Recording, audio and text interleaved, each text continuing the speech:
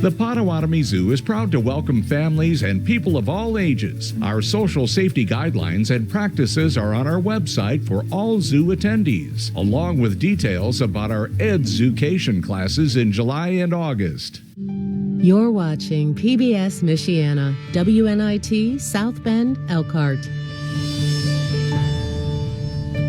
A Legacy of Memories, Silver Beach Amusement Park, is brought to you by our title sponsors, Midwest Family Southwest Michigan and WSJM Incorporated. Proud to serve our communities and help area businesses and organizations find their authentic marketing voice using radio, digital, and events since 1958. Lions Industries Incorporated is a proud sponsor of this program. Applications can be submitted at lionsindustries.com. More info on Facebook. Lions Industries, we value our employees. And by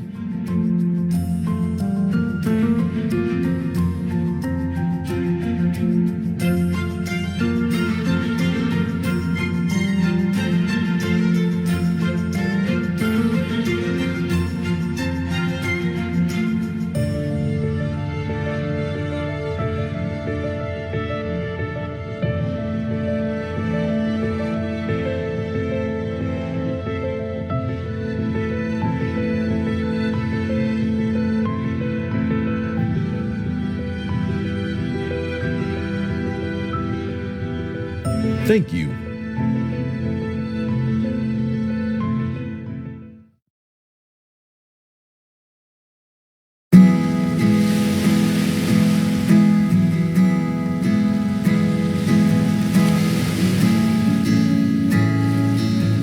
There was a time in America, about the turn of the last century, and often on or near the lakes of the Midwest, that a particular form of entertainment came into being.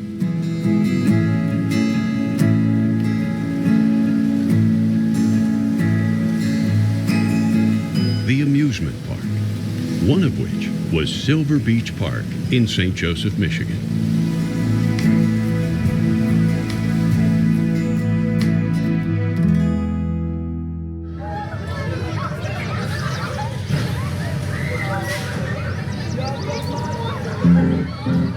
Early amusement parks in the United States were an evolution of an old concept known as a pleasure garden. Public land set aside for recreation and entertainment.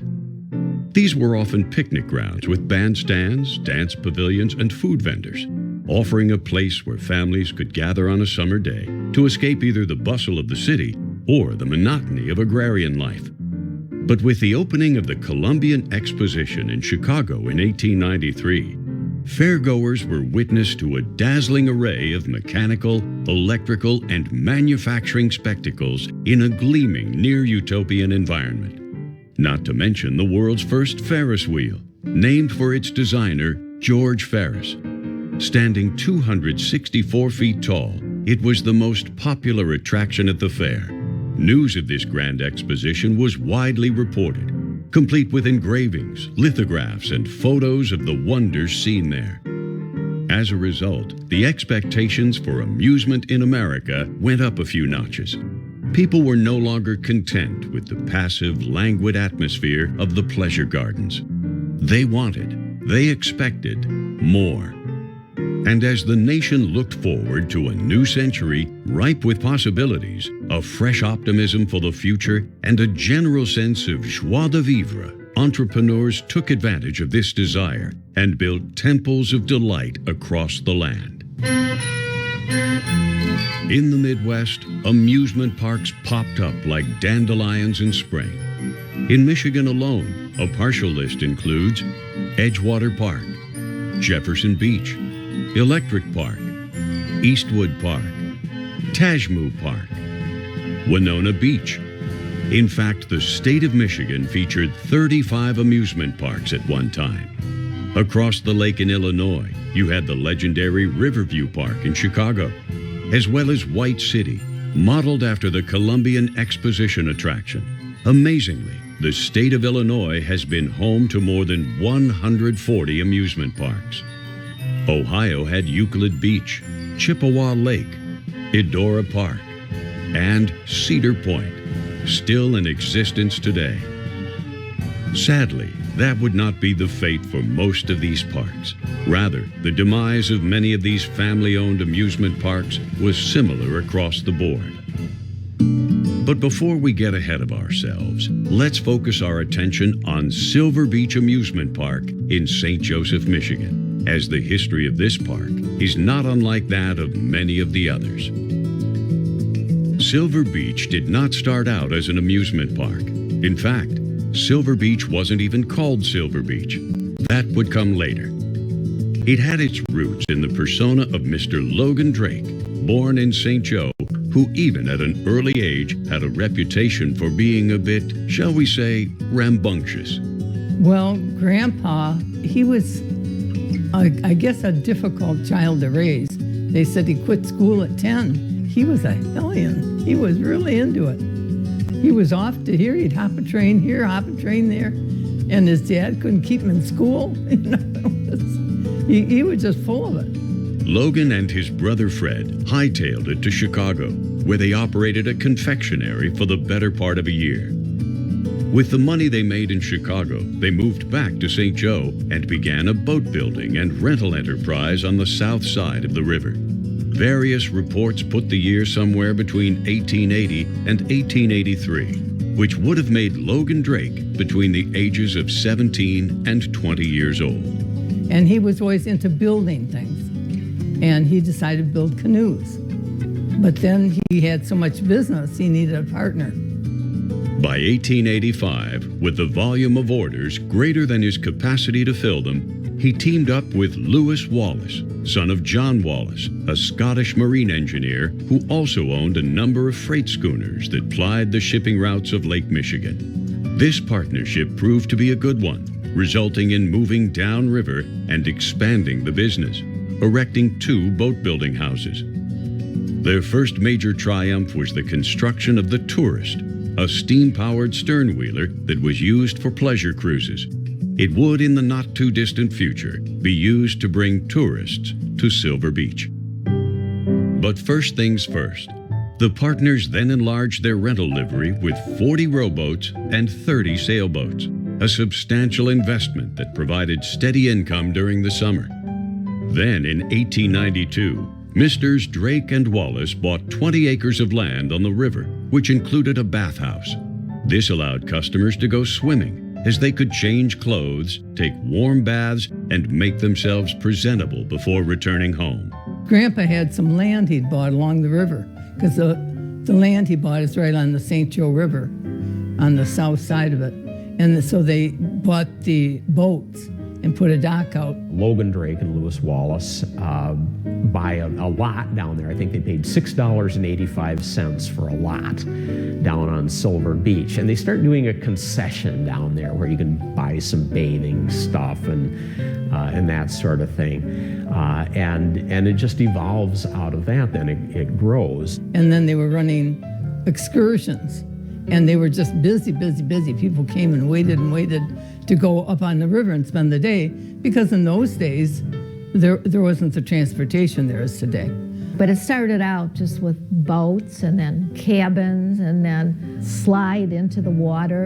And then it just expanded from there. They were very smart businessmen and knew what the public wanted. And what the public wanted was a place for healthy recreation where you could escape the heat of summer, spend time at the beach, go swimming. But Drake and Wallace also recognized that people wanted more. They start adding on more and more property and so forth with this bathing beach, and then adding attractions to it. The giant slide into Lake Michigan proved to be very popular and was movable to adapt to the shifting sands. And then they built another contraption that was a swing, and it started in the water. There's seats all the way around, and it started in the water, and then it would revolve, and you would be lifted out of the water. They also built cottages near the beach for weekly or monthly rental, allowing extended stays, which meant there was a larger audience for concessions, which they built, including a tintype studio, souvenir stands, and other amusements. Drake and Wallace encouraged entrepreneurship, offering opportunities to independent contractors who would run their own businesses and pay a percentage of their receipts as rent. Many of these operators were locals who were recent immigrants. They were the immigrants from Germany, from Russia, what's now Poland.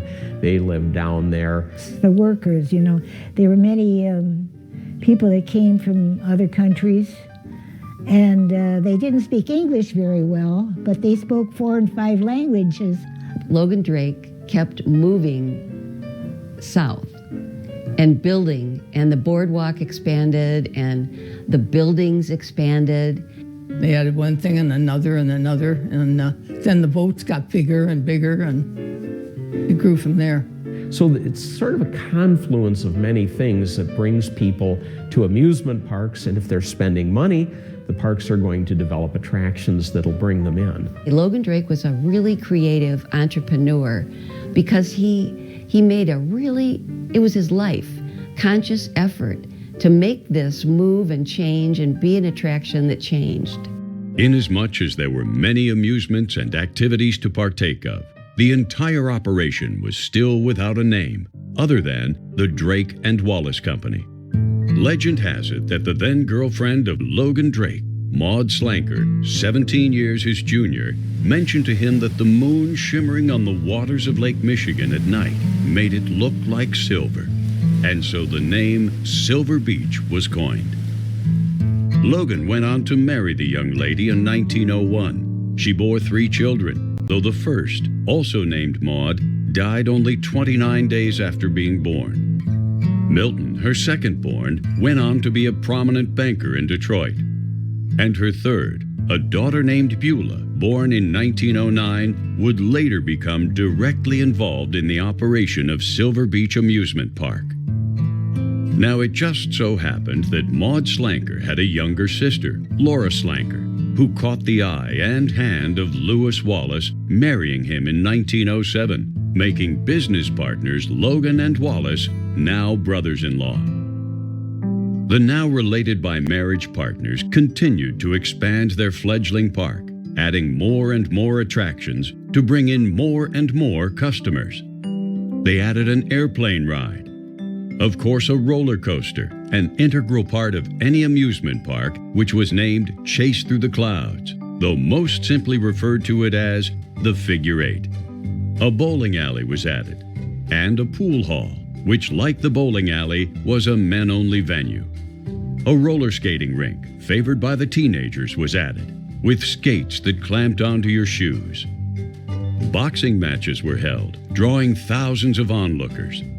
Ultimately, boxing was deemed a bit too brutal for the family atmosphere of Silver Beach. In 1922, Logan Drake announced that the existing Figure 8 roller coaster would be replaced by a new coaster, costing more than $30,000 with 2,000 feet of track and 5 thrilling dips. The public's anticipation grew over the year as the new coaster went up. By the time the park opened in 1923, the shining new coaster was ready to ride. With the name Velvet, it promised a smooth, steady ride. However, riders soon discovered that was hardly the case. That one I rode on one time. I couldn't ride it. Something about it, it just took my breath away. I couldn't ride it. And one time I did ride on it. And I said a little prayer, because I said, if I get through this, I'll never ride again. And I never rode it again. I only rode it the one time. And my favorite was the front car or the back car. That's where you should be. Velvet would remain in operation for many years, with maintenance being done regularly and a new coat of paint when needed. One year, the color scheme was changed to red, and then became known as Red Velvet, even though the original name stayed the same. The business continued to expand, and one of the most important attractions to be built was a pavilion with a dance floor and 2 stages for live bands to accommodate the country's insatiable appetite for dance. They danced frequently. That was the fun of that era. To go out and dance, and boy, they loved their dancing. Dancing was wonderful. Dancing was done everywhere, and people could never get enough of it because there weren't TVs and other amusements. However, couples were reluctant to dance in the pavilion due to its uneven flooring. But as luck would have it, good or bad, a powerful storm damaged the pavilion, and during the repairs, the dance floor was replaced by smooth maple flooring, and the dancing began in earnest. And then on weekends, I had every other weekend. So that weekend was spent dancing. And my husband took me to all the ballrooms in the area, and there were a lot of them at the time. Over the years, several dance pavilions graced the shore of Paw Paw Lake in Coloma. Beechwood Point Dance Pavilion, Woodward's Pavilion, and the last and grandest pavilion on Paw Paw, the Crystal Palace. There was the Paradise Ballroom in Benton Harbor, also known as the Palais Ballroom, and the Eden Springs Dance Hall, also in Benton Harbor. But the grandest of all, Logan Drake's dream come true, the ballroom that attracted thousands of dancers and the best bands, was the jewel in the crown of Silver Beach, Shadowland. Shadowland was the grandest of all the area dance halls, with an immaculate floor, theatrical lighting, and decorated in Art Deco grandeur. That was a big deal when they built that. It was the most beautiful, beautiful building, just gorgeous. He had hired all kinds of people to come in and study because he didn't want any support beams. He wanted to open, and he heard of a building that had been built without that.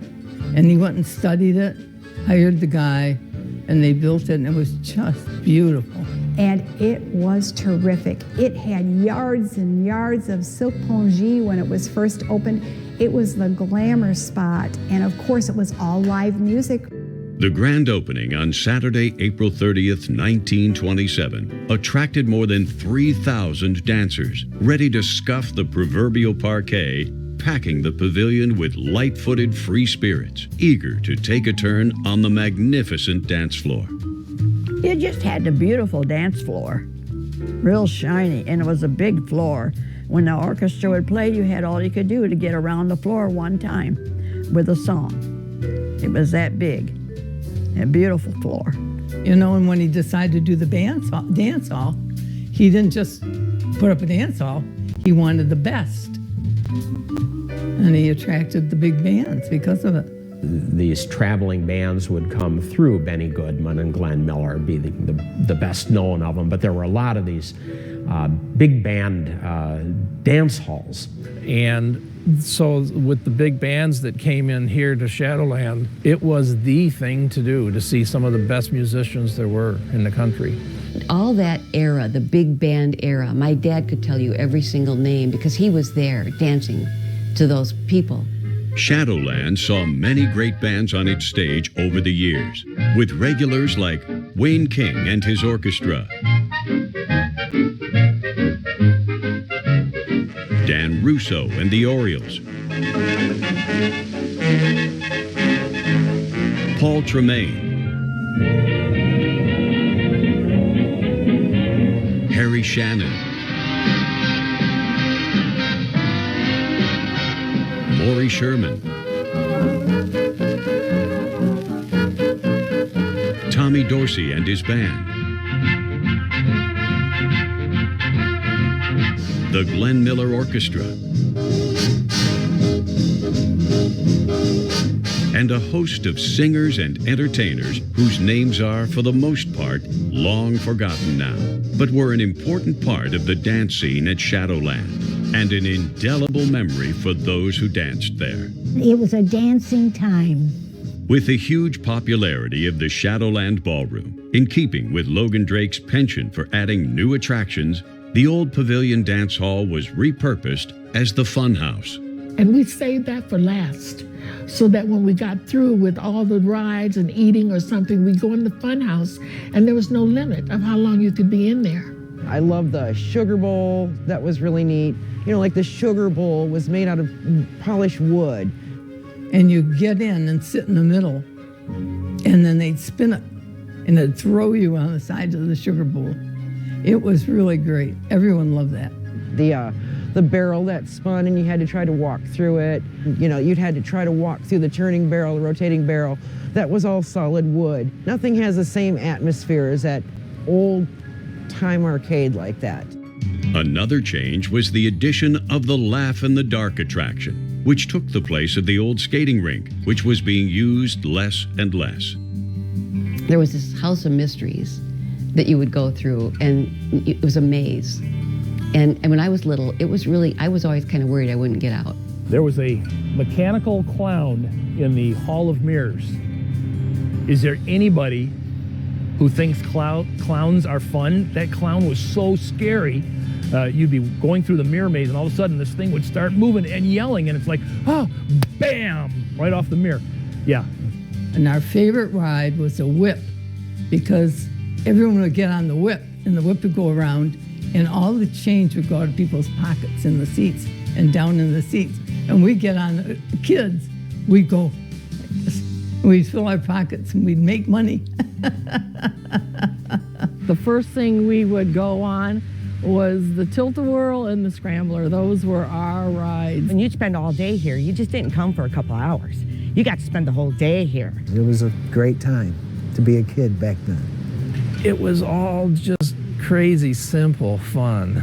And the family, the Drake family, was very good at bringing in new reasons to come. I mean, every year they invented new rides or new amusements or new attractions. It was all part of the strategy of keeping things fresh and exciting. And so there are Ferris wheels and roller coasters and all of these different things that people can spend their time at and go as a family and enjoy these attractions. Logan and Wallace continued to improve and add to the attractions and amusements at Silver Beach, including an indoor swimming pool, heated by a steam boiler enclosed in a 2-story building with a skylighted ceiling. Crazy enough as it may seem, a swimming pool at the beach. They even rented out swimming suits. It was like 14-pound swimming suits, like at the turn of the century. That only lasted for a while because it was very expensive, it was difficult to maintain, and people liked being outdoors more than they liked being inside.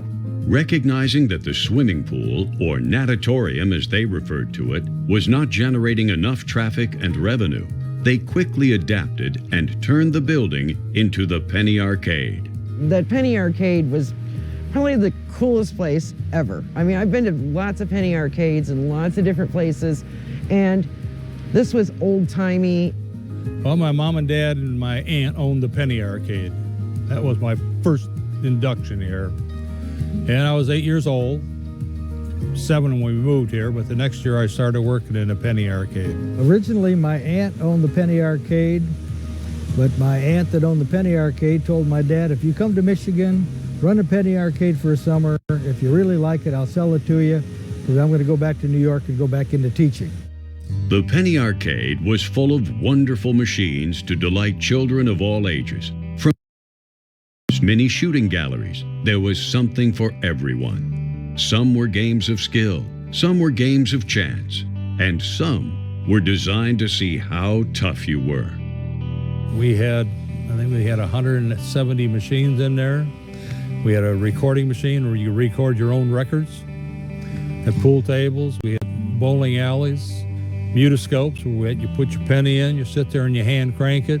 We had a punching bag, we had an electric shocking machine, put a dime in there and you'd grab one handle and you grab the other one, you twist it, see how much resistance you could take. They had a lot of neat things in the arcade. That kind of scary fortune teller guy, like in the movie Big, he was like the best. When I see some of those old machines now preserved in museums and things like that, that's where you're going to see them. You're not going to see those again ever. And for kids, it was just fantastic. I just always remember it being very busy, you know, real kind of like a fair-like atmosphere. The Penny Arcade was at the end of the boardwalk, which was now made of concrete rather than the original wooden platform, which was prone to frequent repairs from harsh winters. From the Penny Arcade, you could stroll the Midway, taking part in all manner of games, along with a collection of rides and concession stands. My connection was my parents had 2 concession stands at Silver Beach, and my uncle had 4 concession stands.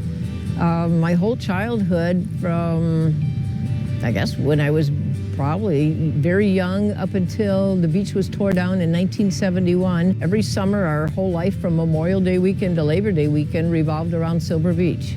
So there were a lot of things that went on in this place, and I mean, it was good people. I mean, people that worked here, it was all like a big family, really.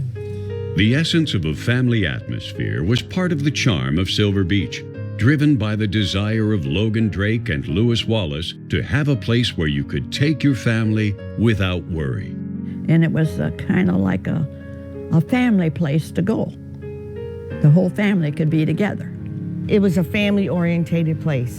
It was meant for families to come and have fun, you know, and enjoy themselves. It was a place to take the family and enjoy the day. You could go as a family and spend however much or however little money you wanted, and just be out there with people, which is really something we've lost in a lot of ways. With all of these attractions, there had to be a dependable way to transport the customers to Silver Beach and get them on the Midway. In the early years of the park, the interstate highway system had yet to be developed, and the principal form of transportation was by water. The boats were a great part of the development of the people coming to the beach. But these boats are about 200-foot long side wheel and steamers. They go over to Chicago, load up with passengers, take them over. You could travel in style. It was great fun to take these boats over. They came in 4 or 5 days a week, and they were big boats. They carried 200-300 people. You know, they were big boats. It was a very popular thing for people from Chicago to do. The boats were always filled. They were always filled up. These pleasure boats were, for the most part, grand steamers, many of them christened with names of cities that dotted the lake. The city of Chicago, the city of Benton Harbor, the city of St. Joseph, the city of Holland, the city of Grand Rapids, the city of South Haven. There was also the Theodore Roosevelt, the Christopher Columbus, and the ill-fated Eastland, preparing to disembark Chicago for Silver Beach on July 24, 1915, when it capsized with a full complement of passengers. 844 people died in the tragedy, just 20 feet from the dock. It was the deadliest maritime disaster in the history of the Great Lakes. But even a disaster like that did not dampen the desire to take a boat across the lake, often with Benton Harbor as the primary destination. Benton Harbor was a beautiful city at that time. Benton Harbor had everything that St. Joe didn't have. It's a much larger city. Most of the shopping was over there. They had opera houses, so there are entertainment centers like the Bell Opera House. The Israelite House of David is on the edge of town, and that's a big attraction. The Chicago people would lots come on the boat. They come on the boat, the docks at Benton Harbor. And the Whitcomb Hotel was a very big resort. That's where they would stay. Logan Drake realized that having all these tourists going straight to Benton Harbor instead of Silver Beach was not exactly the best business model. So he decided that a docking pier was needed. And they decided that they were going to have the people stop in St. Joe. So they made a landing there for the boats to come out so they could stop in St. Joe and wouldn't go straight to Benton Harbor. And they drop you off right at the docks at Silver Beach Amusement Park. There you are. You're right there. You don't have to go anywhere. You're right at Silver Beach. They dock around 10 o'clock and offload all the people, and they'd be there all day, and then they'd take them home at night. Silver Beach Amusement Park had its heyday in the second 2 decades of the 20th century. But the Roaring '20s came to a screeching halt in the fall of 1929, when Wall Street crashed and the Great Depression set in. The amusement parks have their heyday in the first 30 years of the 20th century. That's when they're all really flourishing. And then the Great Depression hits in 1930, and people have no money. It was very hard for people, but I think it brought people together. People were more humble. Although the park did see a substantial decrease in attendance during the 30s, with the steamboat traffic dwindling, one thing kept it going: the people who lived in St. Joe and Benton Harbor. With money scarce, other more expensive entertainment was out of the question, but you could walk to Silver Beach, enter the park for free, and pay for rides or concessions individually. Because it was still affordable. You could go down to Silver Beach for free. You didn't have to spend a dime. You could walk up and down that boardwalk. You could see your friends. You could see other families that were there. You could have a wonderful time and spend very little money. They had Kiddies Day every Tuesday afternoon, and you paid 10 cents a ride. And that was a special privilege, because remember, this was Depression time. That was a special privilege to make your choice of what ride you wanted. Well, one way that the Silver Beach survived during the Depression is that they would give you specials, so that the rides would go there, and they would have even a kiddie day where things were free. During the Depression, an activity known as the Dance Marathon was occurring at dance halls across the country. Taking advantage of the desperation of the times, promoters offered cash prizes for the couple who could stay on their feet the longest. There would be couples given numbers, and they would go out there and they would start dancing, and there were large prizes. Large could be, calculated in those dollars, not today's dollars, but even so, if you made $100 or so back then, it was pretty awesome. It was just really hard to see because the couples were holding each other up, because it was 30 hours of standing on your feet and dancing, or whatever it ended up being, whoever lasted the longest. I remember with a girlfriend sneaking up to the, climbing up on the sand pile, looking in the windows at the marathon dancers. So here they are dancing and dancing and dancing and dancing until they dropped. In later years, Shadowland was the home to many high school proms. When I was in high school, that's where the proms were held. And I was fortunate enough that in 1958, when I was in the 11th grade, to the prom by the president of the junior class. And I was fortunate enough to, because I was with the president, to lead the Grand March. It was so beautiful that in 1958, there was a black couple and there was a white couple, and we were leading the Grand March. In the late 30s, Logan Drake's partner, Lewis Wallace, felt he had done all he could for the park and offered to sell his share to Logan, which he accepted. However, just as the Great Depression was coming to an end, the nation was looking at the prospect of getting involved in the Second World War, which of course would not be good for business at an amusement park. Then right at the end of the Great Depression, we have World War II. So the economy revives with World War II, but people can't go to the amusement parks. There's rationing. Although gas rationing may have cut down on the number of cars going to the park, there was a solution: ride sharing. When the sailors came home and the available girls, the young girls would go in carloads and they would meet and dance. Despite the gas rationing, which curtailed car and boat traffic, the park managed to stay afloat with reasonable weekend attendance.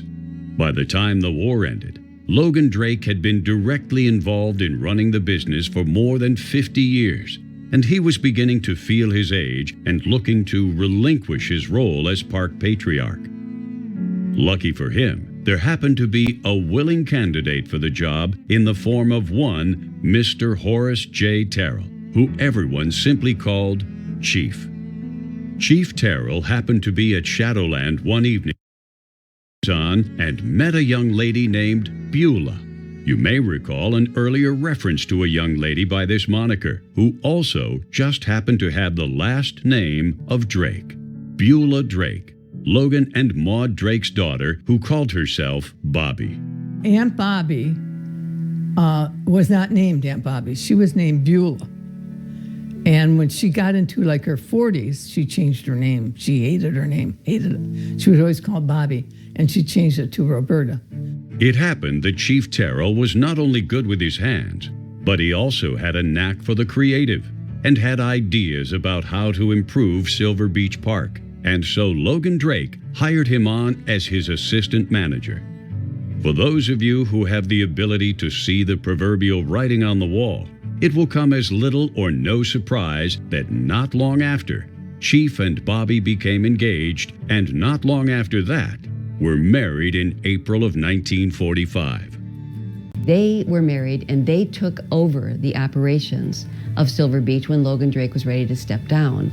And he was still around. I'm sure he was advising and consulting, but they made it their work. And the transition was fairly seamless because she had been raised in the park. Uncle Chief got along with everyone. He was a person's person. He was really good with the workers, he moved around, talked to people, did work that needed doing, saw things done. He was that kind of person. When Roberta and Chief Terrell took over the park, they didn't really make big changes to the philosophy, but they made continual changes, as Logan had made, to the park to keep it fresh. And so, under the guidance of Chief and Bobby Terrell, Silver Beach Amusement Park had a bit of a resurgence. Chief added rides like the Tilt-A-Whirl, the Tarantula, Rocco Plains, and the Swinging Gym. Old Velvet was given a fresh coat of paint and a new name, the Comet, being somewhat more indicative of the speed which riders would be hurled through space. You couldn't wait to get out of that car. And the first thing you'd see was the roller coaster, the Comet. And you could see the roller coaster, and it was so huge. And it was just this big wooden thing, and it was just amazing because it was one of the biggest things in the country at that time. The one sound that I will always be embedded in my head was that roller coaster, because it just was a rickety roller coaster. It was the rickety-rackety aspect of the roller coaster gave you a little more thrill than just the ride itself. Basically, that roller coaster was the main attraction. And you'd see it going, and you'd hear the noise, and the people screaming, and the kids, and the smell of the cotton candy and the popcorn. I can smell it now. It's so good, so good. But despite the new rides, the efforts to keep things fresh, and to maintain Silver Beach Park as the main attraction for people within an easy drive or boat ride away, Chief and Bobby were facing new realities. Television, movies, air conditioning, malls, freeways, every driveway, and theme parks, which dwarfed the mom and pop amusement parks. TV comes in, and now your amusement is brought into your own home. And so people stopped going to the amusement parks in the 1930s, 40s, 50s. It just goes into a long decline. In that period of time, some of the bigger amusement parks we know today were starting to advance and become more exciting. The amusements were more exciting. With the Disney World, Disneyland, and places like Cedar Point, Chicago parks and that, they just kind of took over, and it really just shut us down here. I remember in first grade, some kid brought an 8mm film to class of their trip to Disneyland. Every kid was on the edge of their desk. So much for Silver Beach. When you went to Silver Beach Amusement Park, you always knew what you were going to see because it never really changed much. In other words, the thing that changed about Silver Beach was that it stopped changing. With decreased attendance and revenue, Chief and Bobby simply couldn't afford to keep pace with the competition of other forms of entertainment. Silver Beach Park could no longer deliver what their customers had always come to expect: something new, something fresh, something to bring them back again and again. I think even by the time we were approaching our teen years, we were feeling the effects of Silver Beach Amusement Park not remaining relative with what kids wanted to do. But I think there was too many fights and too much trouble that the police were down there an awful lot, so people really didn't like going down there because of all the problems. And it was run down, and it was really not practical for them to build it up again and then put in new buildings. I guess things deteriorated as it did in all cities and became expensive, or someone who had some money to keep it up. It was starting to get a little rough at the time. The St. Joe police were getting tired of coming down. There would be disturbances from buses that would come in. They closed it down. I mean, the police just said, that's just too much. I really don't believe it would have lasted much longer, given society's expectations, what the definition of fun was and how it changed in the 70s. It would be easy to point a finger and say, this reason or that reason is why Silver Beach closed. But in reality, Silver Beach closed for the same reasons all of the hundreds of other small amusement parks closed. They simply became irrelevant. They were an anachronism. Their amusements were seen as not exciting enough, not modern enough, or simply just not enough. And times changed, and amusement parks faded away. It's a shame. Kids like myself that grew up here, it's some of my fondest memories, and I feel very fortunate that I was a part of that. It was something to behold, something to see. It was a reason to be here. Silver Beach was a place to be. It was heaven. To us around here, it was heaven. It was what we looked forward to all winter. What happened here isn't going to happen again. It was a unique thing, and it was a big deal. It's a wonderful memory that I have after 100 years. Although the park closed down before the end of the season in 1971, the intention was to reopen the following year.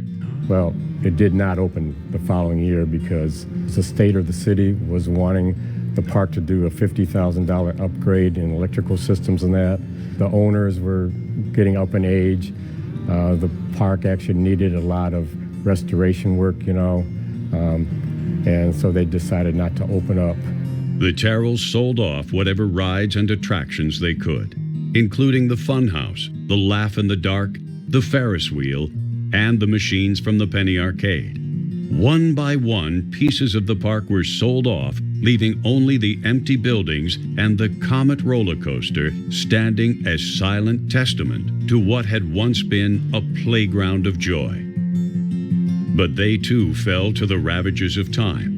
The city declared the abandoned buildings a health and fire hazard. The coaster was torn down, the steel sold for scrap, and the rest of it burned in a controlled fire. The rest of the building soon suffered the same fate, save for the Shadowland Ballroom, which continued to hold events, dances, and concerts for the next few years. But even this grande dame of dance halls was no match for Michigan winters. With the roof needing extensive repairs, it was simply no longer economically feasible to keep it open. And so in December of 1981, the St. Joe Fire Department unceremoniously set it ablaze. The last time I was there, they were tearing it down. There was nothing left of the boardwalk. It was just desolate. Within a year or two, nature had reclaimed the site. There now was only weeds, sand, and the ghosts of a bygone era. Silver Beach was now just a beach once more.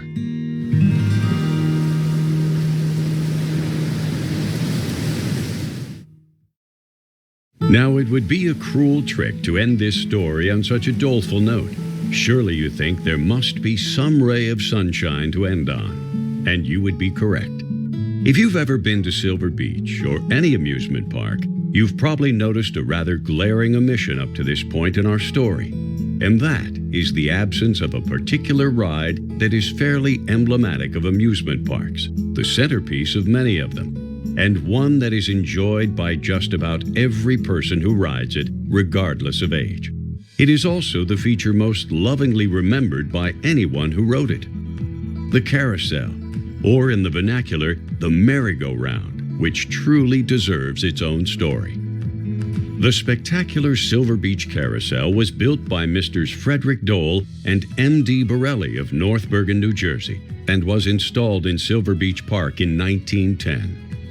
The 44 horses adorning the carousel were hand-carved by master craftsman Charles Carmel, a Russian horses for nearly every carousel manufacturer at one time or another. They were painted in a dazzling array of colors, and each horse sported an actual horsehair tail. The original carousel featured horses known as standers, meaning they did not move up and down or forward and back. But as was the standard practice of Drake and Wallace, they improved the carousel in 1924 by adding jumpers, which moved up and down as the carousel turned. The carousel was an immediate hit with patrons, with riders clamoring for their favorite horse. We all had our favorite horses that we loved, and we liked the ones that went up and down. We could never understand why people sat on the benches in the middle. The carousel was a focal point of the park, the center around which it seemed everything else revolved. And this isn't high-powered, it's not death-defying, it's just getting on one of those horses and going around with the music. Carousel it's a family ride. It's not a thrill ride, you know, so it's a ride that parents, grandparents, babies, teenagers, everybody can ride the carousel and enjoy it, you know. So it's just joyful. A key feature of the carousel was a mechanical musical instrument known as a band organ, which was intended to replicate the sound of an entire orchestra.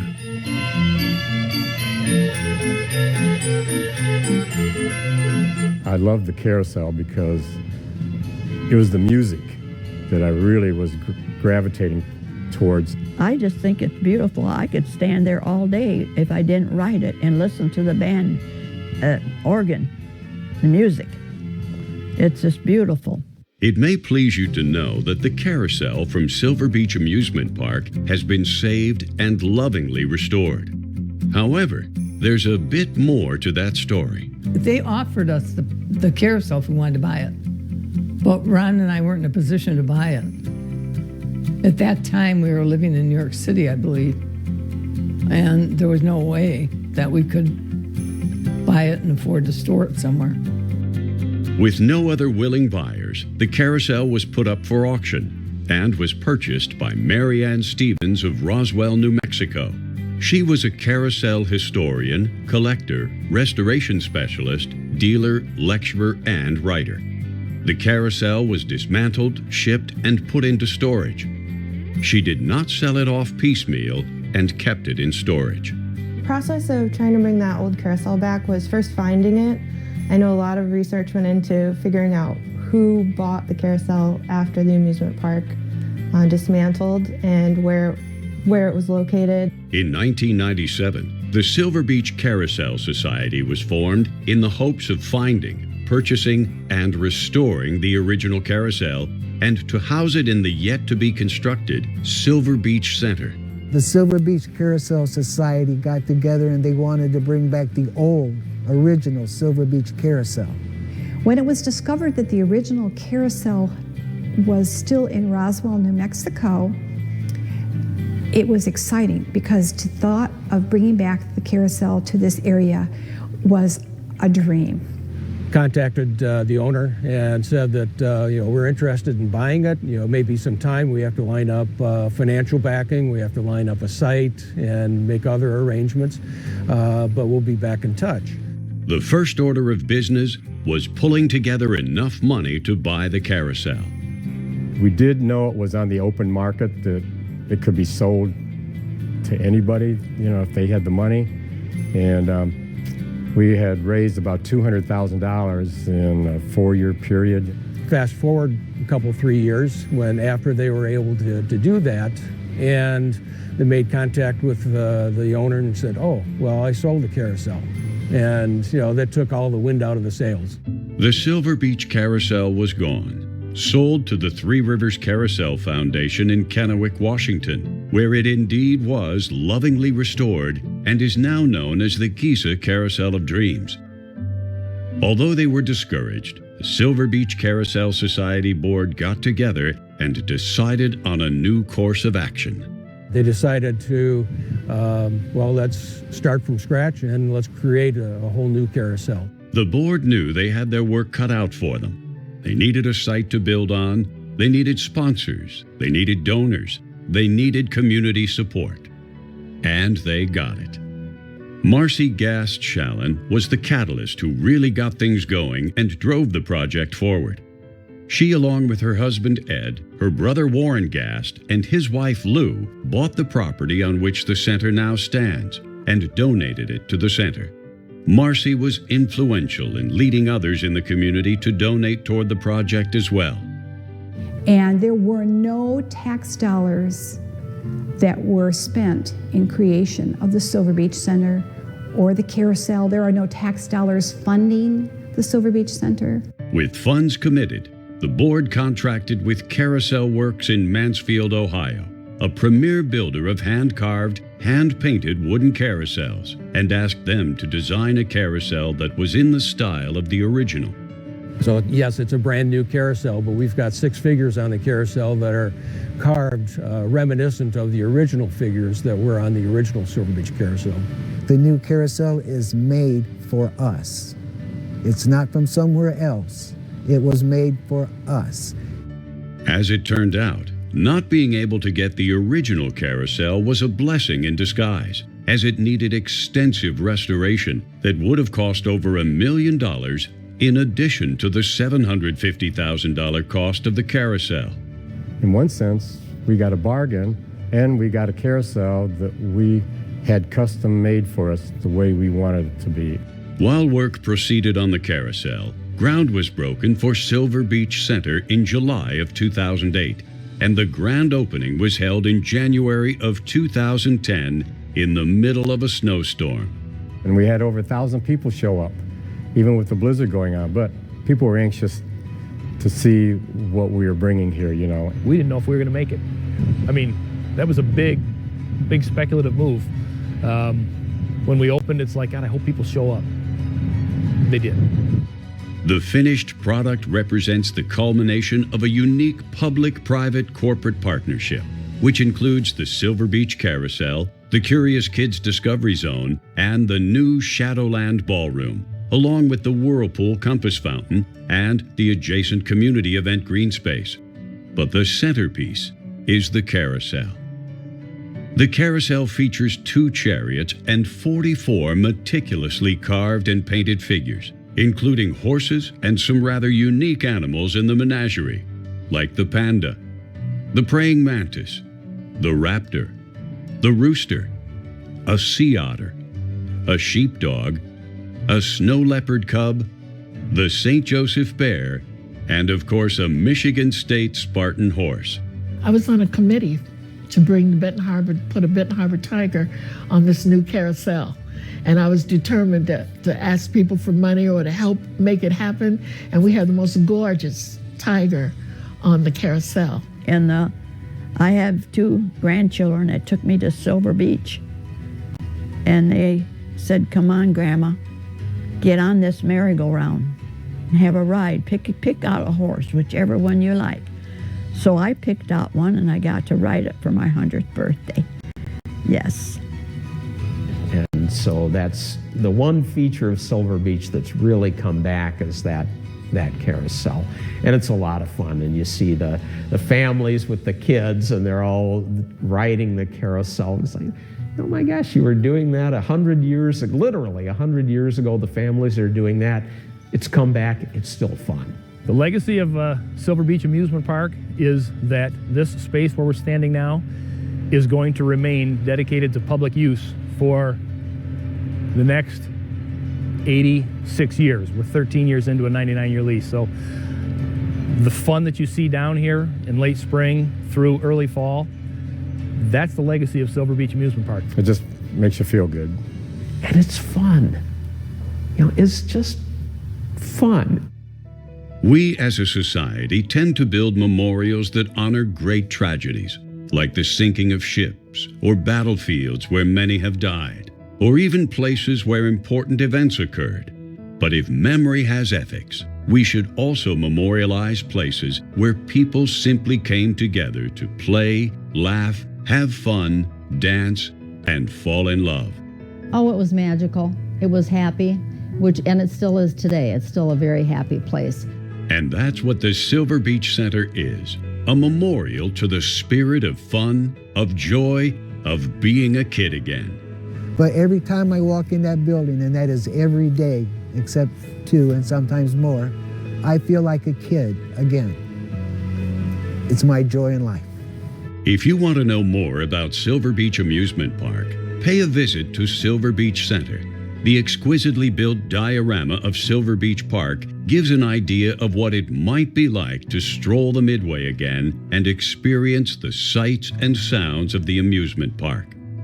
A portion of the dance floor from the original Shadowland Ballroom is inset into the floor of the new ballroom, so you can still dance on the same boards that thousands of dancers swept across over the last century.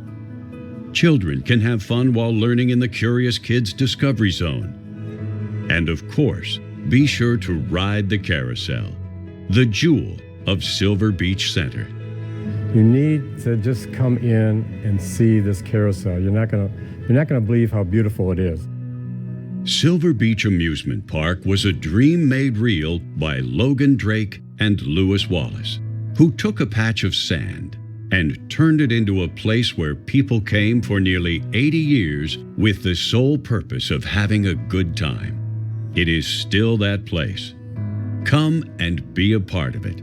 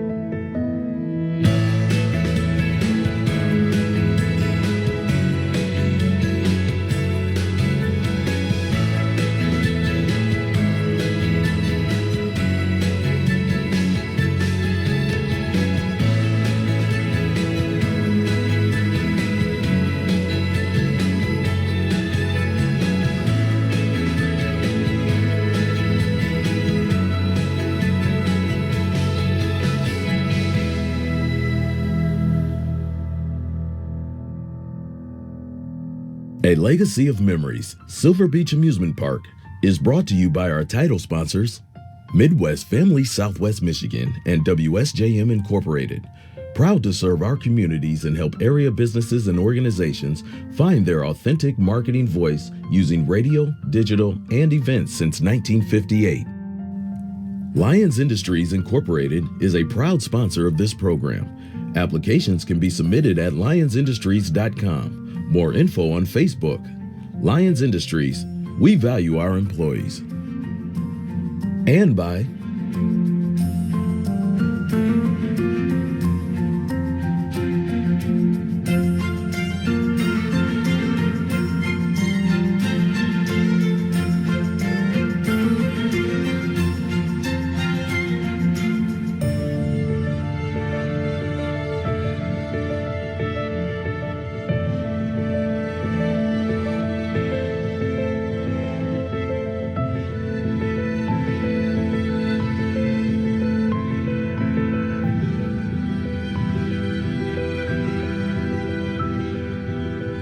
Thank you.